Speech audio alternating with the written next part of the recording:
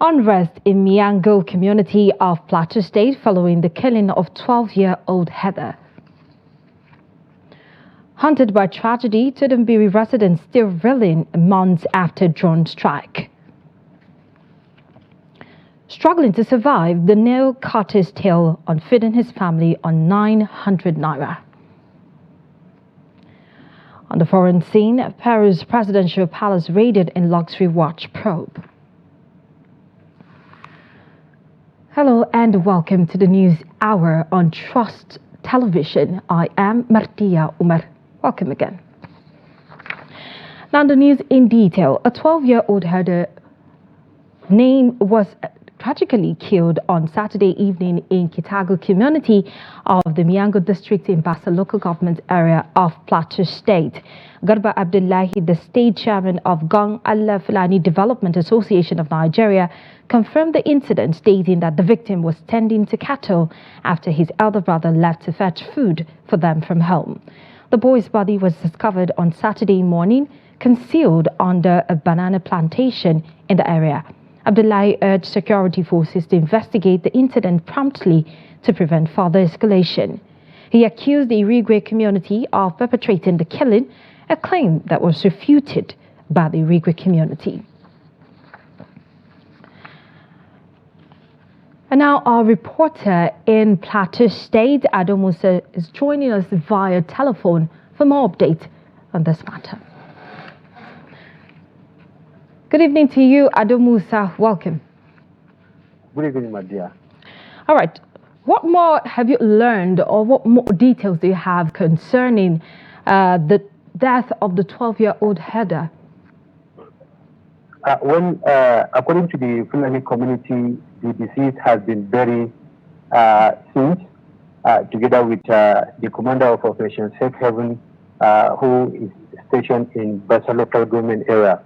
And they say after the burial, he called them for a meeting where he advised them not to take law into their hands, and because the Operation Safe Haven is doing everything possible to ensure that the perpetrators of this act are arrested and be brought to book.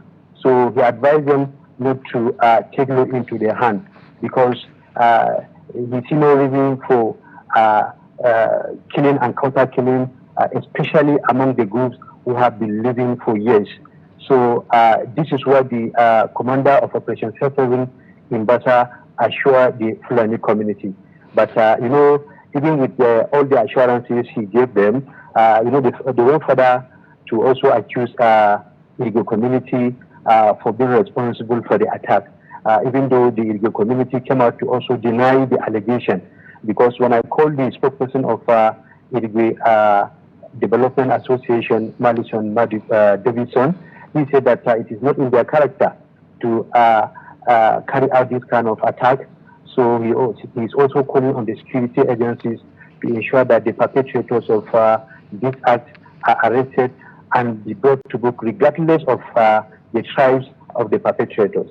So he also said that it was very quick for the Fulani community to come out and accuse them.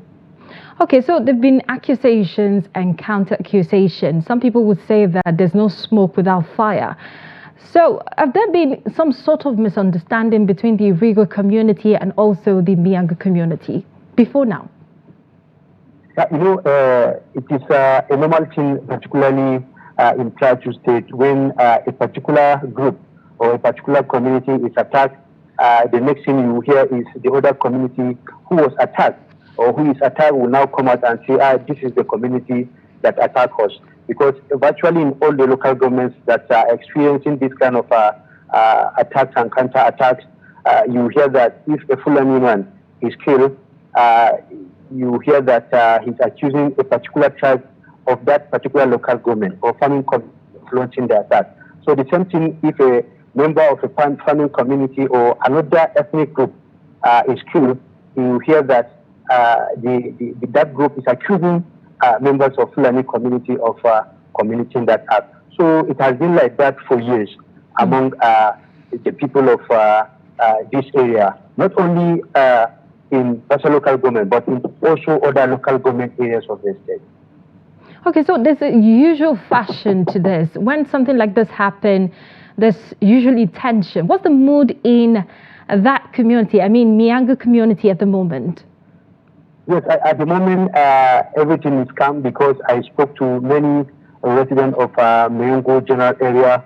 They confirmed to me that everything is calm, only that there is that fear in the people. Because whenever such attack is launched, that fear remains in people because there is this feeling that a reprisal attack may also be launched. But as at the time of this report, there hasn't been any report of maybe reprisal or attacks from the area. So everything is calm at the moment. All right. Thank you very much, Umar Musa, for the update for now. Thank you. And do stay safe. Okay, thank you very much. All right, and that's an update from Plateau State concerning the header, the 12-year header that was killed recently. And now moving on, despite promises by government to provide compensation and rebuild Turumbiri community after the devastating military bombing, many in the area say nothing has been done. Umar Musa, a resident of Turumbiri in Chokun local government area of Kaduna State, continues to live in a traumatic condition months after the incident. He lost his entire family, mostly women and children, during a drone attack by the military. Trust TV's Balu Musa visited the community and tells us more. Musa's house, once vibrant with children playing in the compound, now sits empty and silent. He wanders around alone, lost in thought, trying to come to terms with the tragic incident that occurred on December 3rd, 2023, when his entire family was wiped out by a single drone attack. When the incident happened, I was so confused and traumatized because I lost 6 children to the drone attack. The peasant farmer says his children were his source of happiness. I remember my children. I feel devastated. Sometimes I can't sleep, and I usually wake up in the night thinking and crying alone in the room. I live with agony, but I pray that the government will fulfill the promises they made, including compensation for our children, so that we can have relief. If they don't compensate us, they should know that we are living in a difficult condition and that we won't forget the incident till we die, because I had hope that my children will take care of me in the future as they could become president. Only God knows. Dr. Nafisa Hayatu emphasized that individuals who have experienced catastrophic events may suffer from mental health challenges. She called for proper management and support for people like Musa who are still traumatized by such incidents. Such catastrophic events can lead to several mental health consequences, depending on how much an individual is exposed to that traumatic event. For instance, the victim of an attack like that might witness his family or her family being killed, family member or a loved one, could witness directly their houses being razed in fire, burnt down to the ground, losing every single thing they have ever had in their lives. It could be as worrisome as their loved ones taken away, carted away, killed, and all sorts of things. Now, all these things are not just the trauma of the attack, but witnessing each of these things could just be exponentially increasing how the magnitude of that trauma that the person is taking in. Months after the incident, residents report that victims have yet to be compensated and the community has not been rebuilt through the Plateau initiative by the federal government, as promised by Vice President Kashim Shettima during his visit to the state on behalf of the president. Most of the mud houses are still standing, with construction of the mosques ongoing through individual effort. However, the Kaduna State government has stated that it has commenced the construction of a 5.25-kilometer road from Kaduna International Airport to Tudunbiri community, along with plans for a hospital and a skills acquisition center. Arresting are hopeful that this effort will come to fruition. Yola Musa, Trust TV News, Kaduna. Of economy now, the current economic climate in Nigeria, millions of people working many jobs are facing difficulties making ends meet. In this report, Salis Olawan tells a story of a 42-year-old man whose name is Hassan Isa, a nail cutter who, despite available jobs, is unable to feed his family of 9. His report.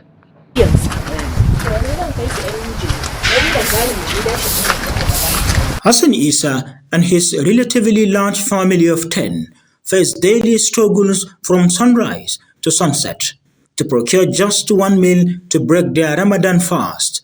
Hassan, who has been a nail cutter for over 42 years, described the current economic situation as the most challenging period in his and his family's lives.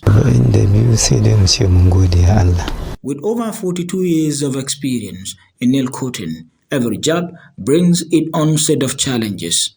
While we are grateful to Almighty God for our lives, we cannot overlook the struggle of procuring even a single meal daily, particularly given the current circumstances.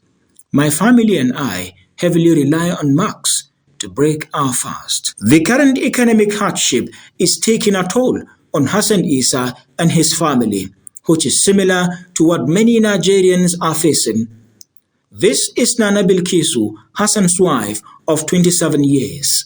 We rarely have enough to eat, often going to bed on empty stomachs. I constantly wish I could start a small business to support my husband, but I lack the capital to do so. As a result, we rely on the mega earnings from my mate's job and his nail cutting business, which are not yielding much.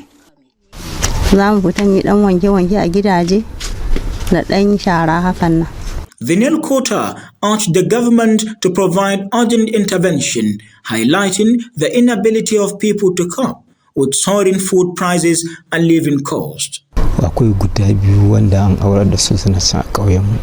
Ko da yanzu Allah kawo wallahi ya kamata a ce da suna ɗakin mijinsu a zaman nan ba. As you can see, I have daughters. 2 of them are married, and the remaining ones are old enough to be married off, if only I had the means to do so. The family migrated to Adamawa, hail from Kazaure local government area of Jigawa state, and their story is just one among many.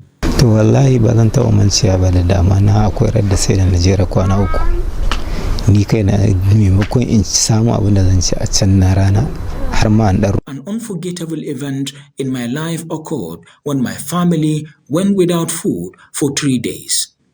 I will never forget those challenging times. A cikin yunwa za ta yi kuka ta ci abinci.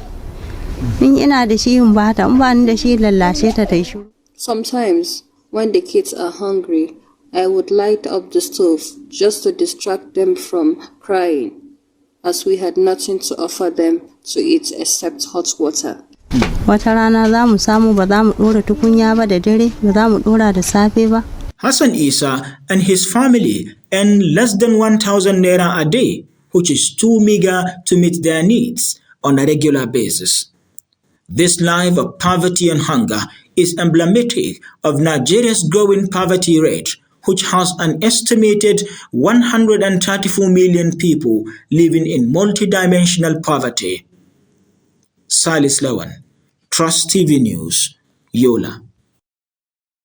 Now, in preparation for the Easter, on the eve of Easter Sunday, markets are typically bustling with crowds shopping for food items and non-food items. However, this year, the markets are noticeably quiet, with many items left unsold due to high prices. Jimmy Azande visited the popular Makodi Modern Market and provided this update. Traders are expressing frustration that even during festive occasions like Easter, the situation remains bleak, with many residents visiting the market without making any purchases. This, they argue, is due to the persistent rise in prices. Market this year, the buyers reduced this year compared of last year. If it's other years, people used to fill the market, and because now it's even Easter market now. Days before, people used to buy much, but the condition of price now reduce the rate of people that used to buy goods in modern market, in fact in different markets. I think it's the addition of prices of goods, because people are complaining of prices. Instead of them to buy, they will complain and leave it, abandon to not buy again. We are paying our tax as usual. Fueling our vehicles, you see how the fuel has increased in price. It's very difficult for us also to meet up with our own bills. It's very, very difficult, just that we don't know what to do again. This is our source of living, so we can't run away from it. We're always here. Anyhow the market is, we're going to face it like that. Some traders have lost their shops due to their inability to pay rents and other charges. The condition of market now is very poor because of the costly things. People cannot turn up to buy something. We are just suffering for nothing. Paying house rent for market, nothing. At the end of the year, you will struggle, go and borrow money somewhere to pay. If not, they will lock up your shop. That is what we are passing through, making many people to vacate inside market. This time like this, by this time if you enter, you know go to the road. If you enter garage, to park na wahala. But now everywhere they empty. Past last year, not even last year. Since last year this thing started, but this year the worst every day. Like that's that family person like that, they pay for this shop. Because of that, we go shop rent. If you there for person shop, you go come out. If you no pay, come out. If you no pay, you should be coming in. You go be 2 times double. If you pay 80,000 or 50,000 for the owner, you go see say you no go fit buy am again. Come out for the shop. Wetin that person go do? They mentioned that despite the recent appreciation of the naira against the dollar, transportation costs remain high. Consequently, many are losing their livelihoods, adding to the concern in a country already grappling with high unemployment rates. Jimmy Azandi, Trust TV News, Makurdi.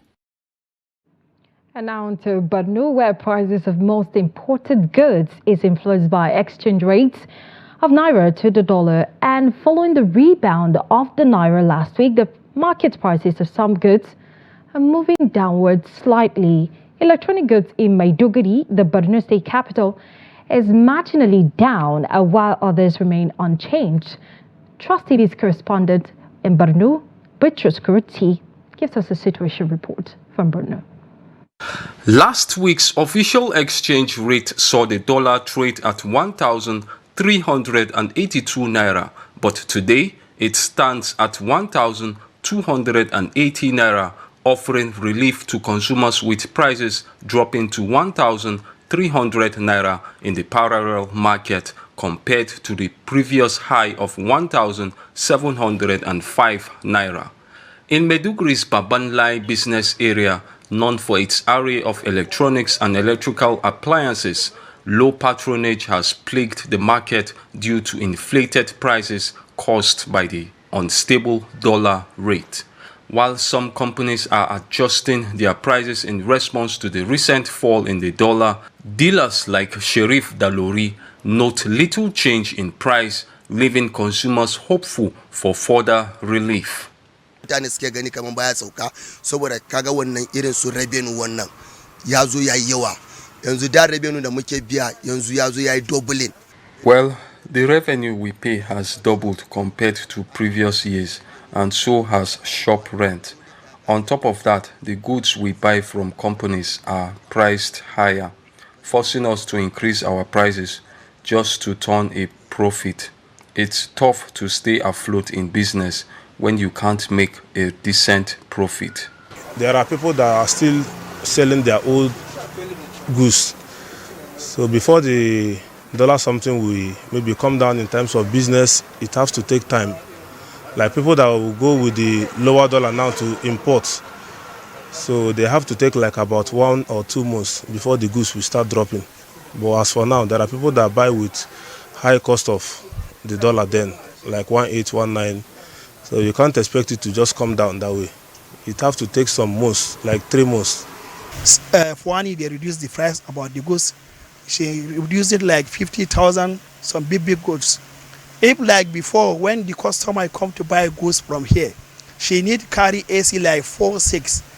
But now about the price is higher. They carry only 2 and 1. But even right now, the customer, they never come to carry anything about electronics. But the price is very high.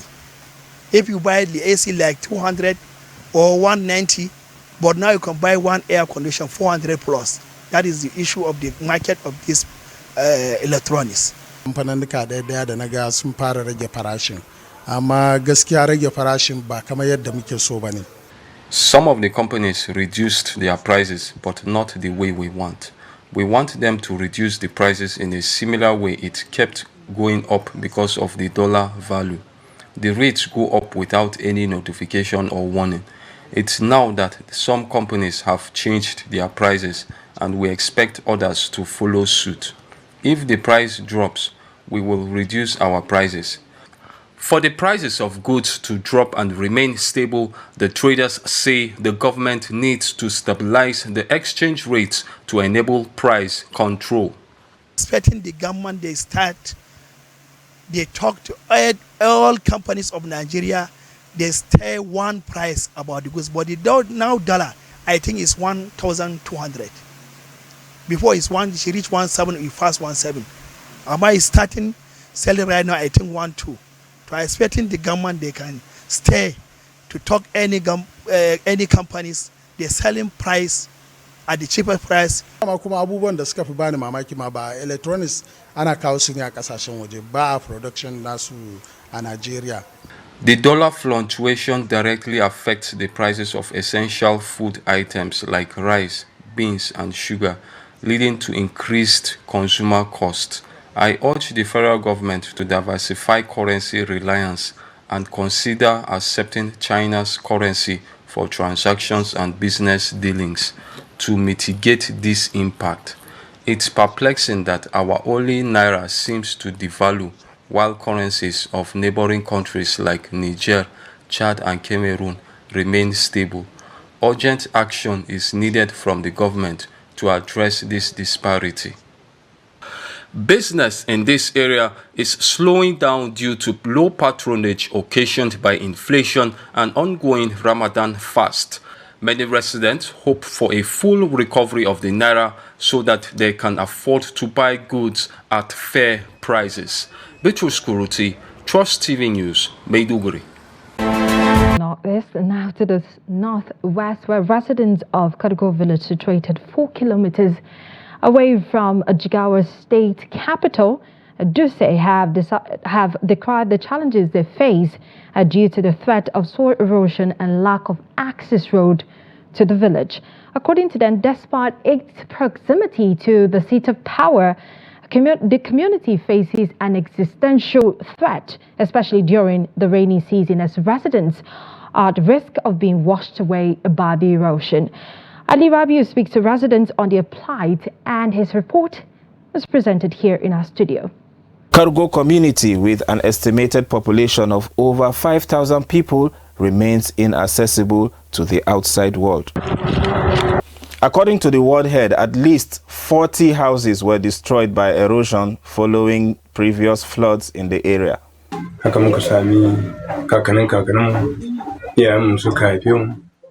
Every rainy season, our community is at the risk of being consumed by flood and landslide. No one in the government has assisted us. During rainy season, most children do not attend school except those that live close to the primary school.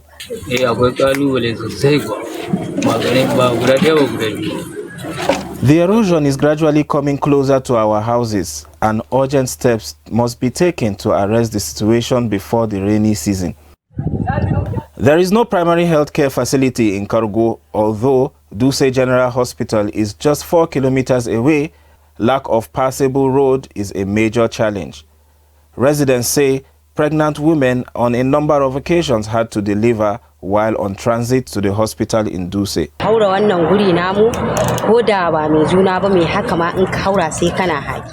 It is very difficult to take a pregnant woman to the hospital because of the poor condition of the roads. During rainy season, it is almost impossible to get to the center in Dutse. We really need help. As far as cargo is concerned, it's one of the key areas that have been identified, and issues have been raised, and already our engineers were on site. They have taken all the necessary information needed, and a plan has already been designed on how to address the issue of cargo. Although Jigawa State government had tried in the past to control the erosion by erecting concrete drainage system, the problem still persists. This is the news hour on Trust Television. Coming up shortly after the break, we'll take a look at local manufacturers decrying unfavorable business conditions amidst economic downturn. Details of that story and more after the break. Do stay with us. You're welcome back. You're still watching the news hour on Trust Television. If you're just joining us, let's take a look at our headlines again. We told you earlier that unrest in Miangu community of Plateau State following the killing of 12-year-old Heda. And haunted by tragedy, Tudunbiri residents still reeling months after drone strike. Moving on to more stories, 8 suspects have been apprehended in connection with the brutal killing of 6 policemen in the Ohoro Forest in Ughelli North local government area of Delta State. The officers were ambushed on February 23rd while on a rescue mission. According to a statement by 4 spokesman Olumuyiwa Adejobi, the suspects are currently in custody and are cooperating with the ongoing investigation. Adejobi emphasized that the arrest of the suspect was as a result of intense investigation efforts, with 5 suspects initially arrested shortly after the incident and an additional 3 suspects apprehended at different locations.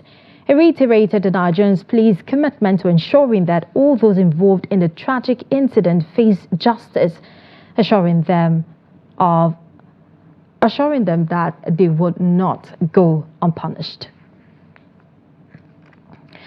And now in Anambra State, where the police command says it has raided some camps belonging to gunmen and insurgents who specialize in attacking police formations in the state.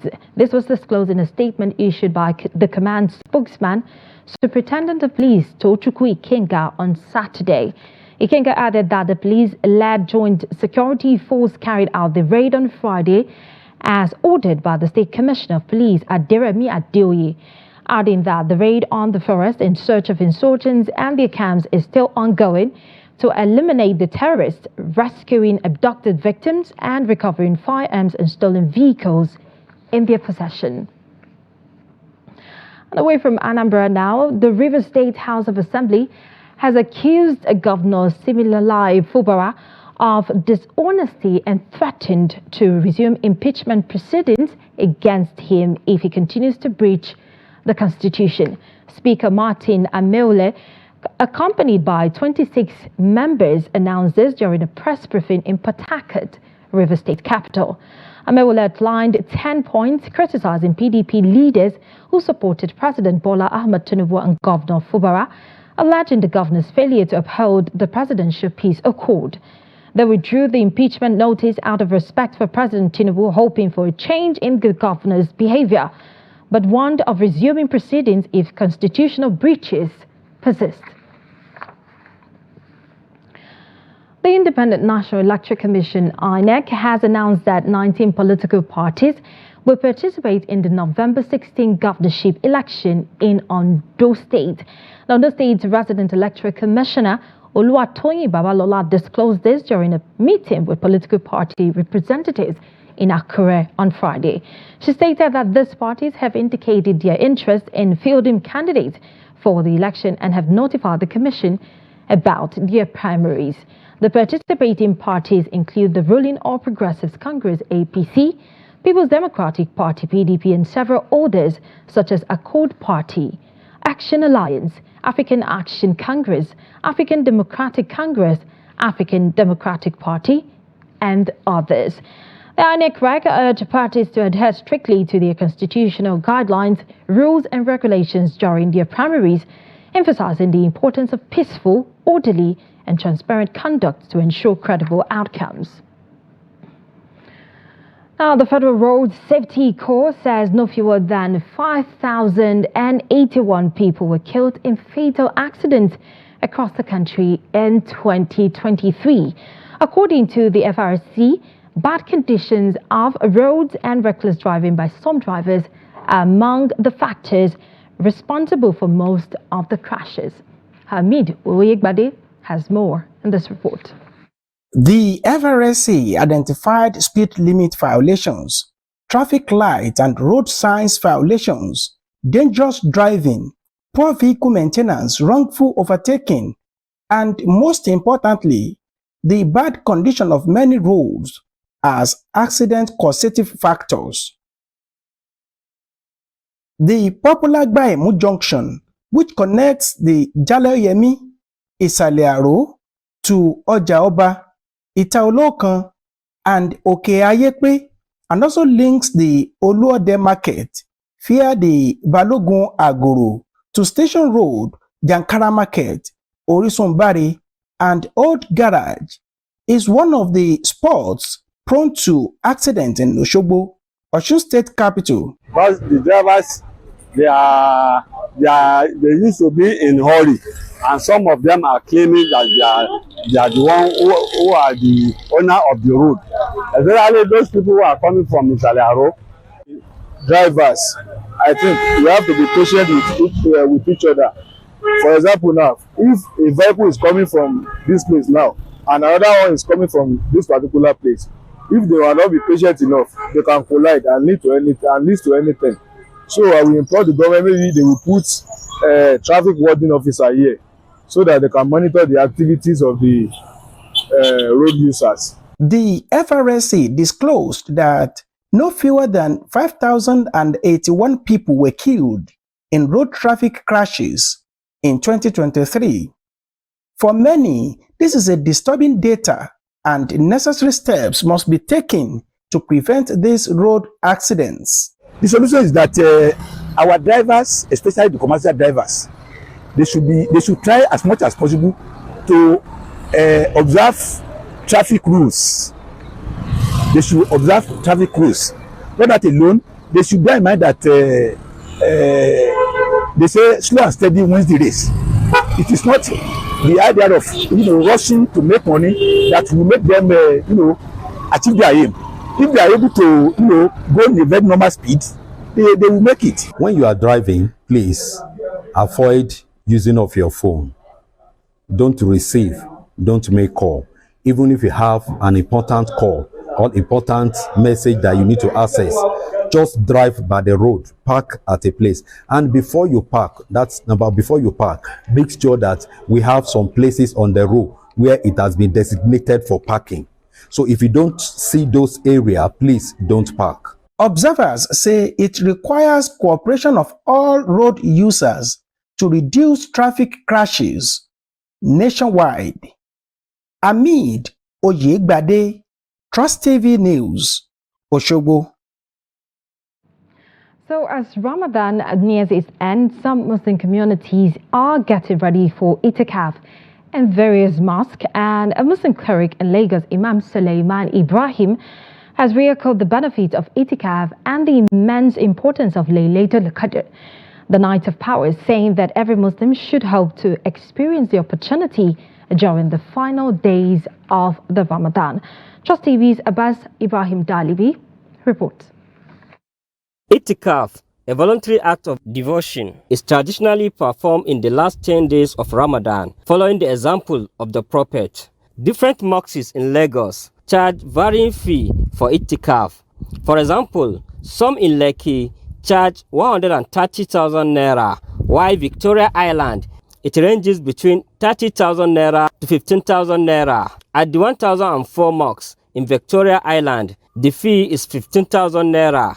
In areas like Agege, the fees range from 3,000 to 5,000 naira, with Shababu mosques charging 3,000 per person. According to Kabir Ibrahim, a member of Iftikaf committee in Shababu mosques, the fees are used to support the needs of those participating in Itikaf. Factors why the amount is so high in some areas like Lagos Island. This money that they charge is they are using it to ease the activities of people who go there to do itikaf. According to Sheikh Ibrahim Suleiman, itikaf aims to target Laylatul Qadr, the night of power, which can be attained not only in mosques but also elsewhere. The soul of Ramadan is about itikaf, or all issues about Ramadan is about itikaf.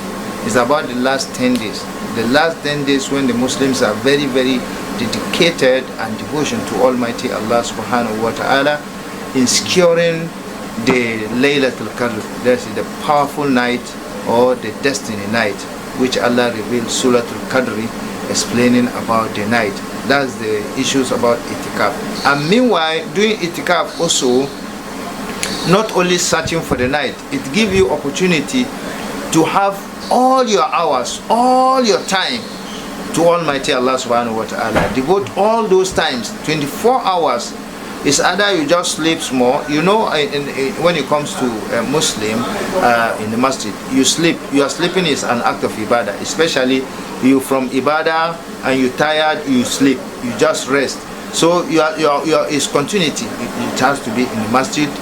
And then do the right thing, which the Prophet ﷺ, especially when it comes to recitation of the Quran, and then doing nawafil, and then also memorizing Allah's name, Subhanallah, walhamdulillah, wa la ilaha illallah, Allahu Akbar, la ilaha illallah, doing salati with an-Nabi. If you like, you spend all those nights doing salati for Prophet Muhammad ﷺ. If the night happen to be the night, you are one of those who witness the night. As Ramadan approaches its end, Muslims are encouraged to focus more on supplications to Allah, helping the needy, and dedicating themselves to other forms of worship.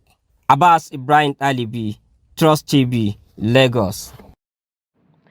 Away from Lagos now, hides and skin is an age-long industrial practice, with Nigeria producing one of the best leather in the world. But the current foreign exchange crisis and persistent farmer-herders conflict have continued to threaten local tanneries in northern Nigeria. In this special feature, Trust TV's correspondent Idris Jibrin takes a look at the future of Kano manufacturing industries amidst harsh economic realities in Nigeria. Take a look. Over 700 and still counting. That is the current number of Nigeria's manufacturing industries that have either stopped production or have completely shut down between May 2023 to date.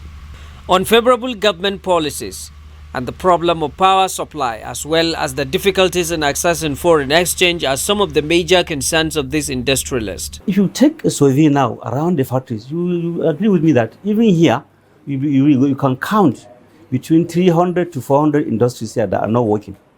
Maybe you can only count like 100 or 200 that are working at half capacity. Even this factory here that we're in here now, I believe we are operating at half capacity. We're not operating at full capacity. It is for the fact that there is a market, but we don't have the wee metal to even produce. All prices of our inputs have started going up, and rapidly. Rapidly. You will have change of price from our suppliers. Then we have 3-4 times in a month. Towards the end of the year, it now becomes almost like daily. Daily basis. Sometime this year, it is hourly. Because any hour you discuss with your supplier, he will tell you, if you say yes now, we strike a deal. If you say no, after 1 hour, I have to check my input. So you can see that we can't predict anything. GB Tannery is among the few surviving indigenous hides and skin factories in Kano. Hundreds of youth works here to earn their daily income. But the Nigeria's industrial sector is under threat at the moment. They say it has never been this bad. You know, your staff, because of the inflation, they keep asking for salary increment. Your spare parts that you buy, basically everything has increased. So the issue of forex is not only to specific sectors in the economy, it's to everywhere, including the factories. These tanneries, for instance, source their raw materials from the skin of animals across farming communities of northern Nigeria. But growing conflict between livestock owners and those growing crops has now forced them to import raw materials. The issue of raw material is also another concern. You see, we are like part of agriculture because our products are skin, hide and skin, you know. And this is something that the herders needs to rear these animals, you know, in the bush and stuff like that. But there is insecurity, you know, so the supply is not as adequate as before. Why? Because there are areas that are now inaccessible due to insecurity. Unlike tanneries that export its finished products, this leather processing industry depends largely on imported raw materials to produce sacks for local consumption. Presently, BBY had to cut down the production output if it must continue to remain in business. Most of the manufacturing sectors, they cannot tell you they are getting profit or they are even running their businesses the way they're supposed to run it. We are just running just to survive. Because the thing is, the situation is very difficult, and many companies have either shut down or scaled down their production due to the situation we are in right now. While Nigerians continue to pay the price of the current industrial crisis, manufacturers believe that unless the problem of electricity is addressed, raw materials become adequate, security of lives and property guaranteed, the future of Nigeria's industrial sector may continue to remain bleak. The governors, the president, the members of House of Reps, ministers, all people in government on high positions, they are adding their spendings by day. Whereas we, the manufacturers, the traders, the workers, everybody, we are suffering in Nigeria, and we are saying that there is light at the end of the tunnel. Which light? The government needs to do a lot, and the government needs to know that we're at a juncture in this country that we need to decide whether we want to be a producing nation or a consuming nation. Are we going to carry on importing everything, every single thing, your biro, your sweets, your biscuits, imported or we want to be exporting, we want to be creating, we want to be producing. So we need to think about that. Once we bridge that gap and make sure we're a producing country, we start exporting, increase our exports, the issue of dollar will be an issue of the past, really. It's only the government that can solve its foreign FX challenges, you know, not manufacturers. Manufacturers, the only thing we could do is to ramp up our production so that we can export. By exporting, you're going to earn dollar. But of course, now we are not producing. Most of the companies are operating below capacity, so what can you even export? Some have even closed down. That's another challenge now. We should have been supported. If manufacturers are supported, definitely they will be able to bring in more dollar into the country. But today now, we are being suffocated, to be frank with you. Despite this disturbing situation, some experts still hope for change. But while they wait, economic hardship among ordinary Nigerians may likely continue to increase. Idris Jibrin, Trust TV News, Kano. And Business Minister of Industry, Trade and Investment, Doris Uzokanite, said plans are on the way to position Nigeria as a major player in the vehicle manufacturing industry. The minister stated this while launching the Nigeria Automotive Industry Development Plan at an event attended by stakeholders drawn from the private and public sectors. According to Uzokanite, the Automotive Industry Development Plan was drawn to position Nigeria as a fully fledged vehicle manufacturer within the next 10 years. She said Nigeria has the capacity to produce its own vehicles if the available raw materials in the country are properly utilized.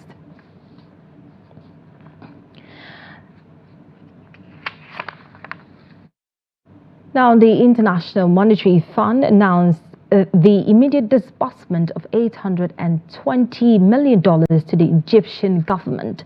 The money is part of an augmented plan to aid the nation's stumbling economy. The IMF's executive board validated the payment as part of a $3 billion aid program granted at the end of 2022. The IMF action, repeatedly postponed and eagerly awaited by the Egyptian government, arrives at a time of mounting difficulties for its economy.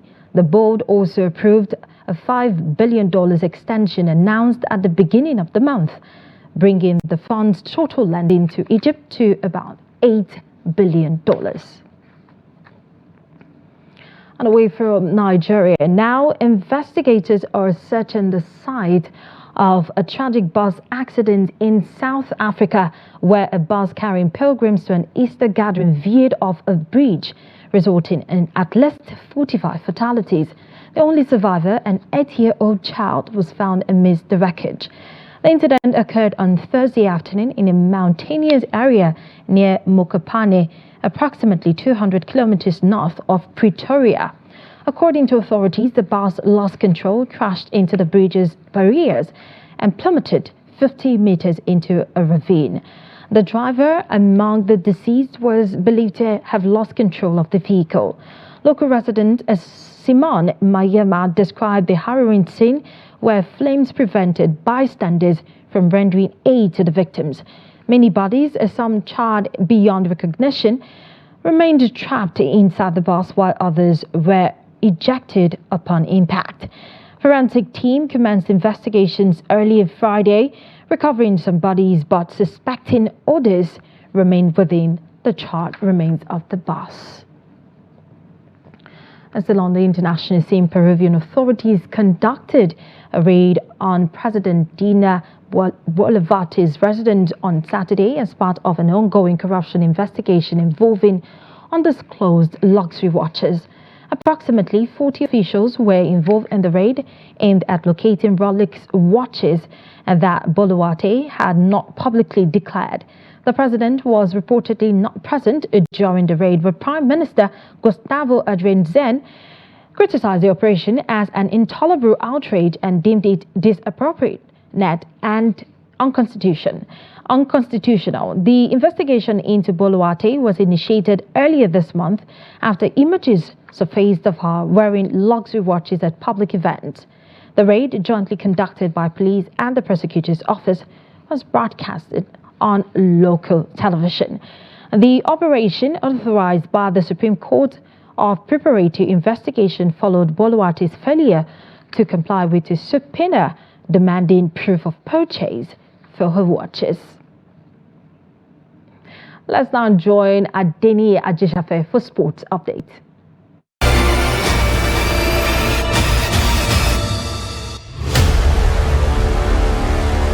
The fourth Diamond League of 2024 season is set to kick off in China as world record holder Tobi Amusan will be competing at the star-studded women 100-meter hurdle event slated for 20th April. Nigerian athlete who won gold medal at African Games has been listed among the competing athletes. Other athletes include current world champion Daniel Williams, world indoor champion Devine Charlton, Olympic champion Camacho Queen. Others are Marcel Rosso, Alicia Johnson, Samba Mayela, Ditaji Kambuji, Yanni Wu, and Megan Tapper. Amusan made history as the second woman after USA Dawn Harper to win 3 consecutive Diamond League 100-meter hurdles title in Oregon with a time of 12.33 seconds. She won her fourth Diamond League trophy in 2021 in 12.42 seconds and successfully defended the title in 2022, running 12.29 seconds in Zurich. The 100-meter hurdles cracker will be at the Egret Stadium in Xiamen, China. And in football, Harvey Barnes scored a brace as Newcastle edged West Ham in a 7-goal thriller at St. James Park. Anthony Gordon won a penalty with 3 minutes play, while Alexander Isak converted from 12 yards after a lengthy check by the video assistant referee. The game got away from the Magpies when West Ham scored 3 goals from Michael Antonio, Mohamed Kudus and Jalal Bowen within minutes either side of the half-time. It has scored his second penalty after Godin was adjudged to have been fouled and Barnes grabbed the equalizer in the 83rd minute. Newcastle pressed on hard when Barnes fired in the 90th minute winner with more support from the fans at St James Park family behind them. Newcastle were reduced to 10 men when Godin received a second yellow card for kicking the ball away, though Magpies managed to hold out for a victory. Newcastle climbed up to 8, a point behind West Ham in 7th to remain in top flight for European slot. That's Sport News. I'm Adeni Ajijafe.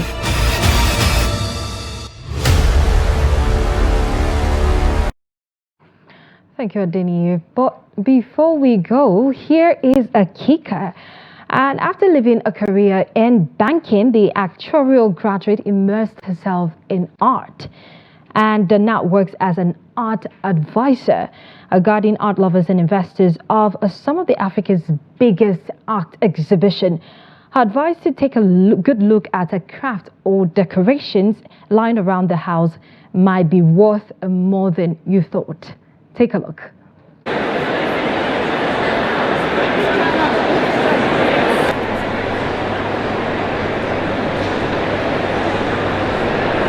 Yeah, so this artwork is actually by Yinka Shonibare. Yeah, he's an artist with Goodman Gallery, and quite iconic in the works that he has is these ones. So this is a sculpture with it's probably a young boy that is wearing Victorian dress, but I think what is interesting about it is obviously they're wearing this, it's called this Dutch wax print or batik print. And so there's been quite a number of works that Yinka Shonibare has done where he's using this type of fabric, these as well as large scale works as well.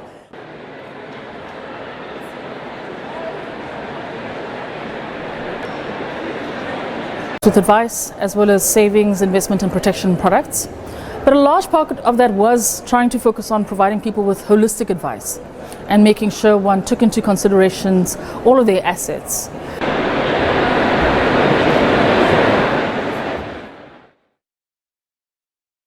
With that, we end News Hour tonight. Thank you for being a part of the news. But before we go, don't forget that you can follow us on all of our social media platforms and follow our live streaming on YouTube as well. I am Martia Umar on behalf of the news crew. Thank you for watching and have a good night.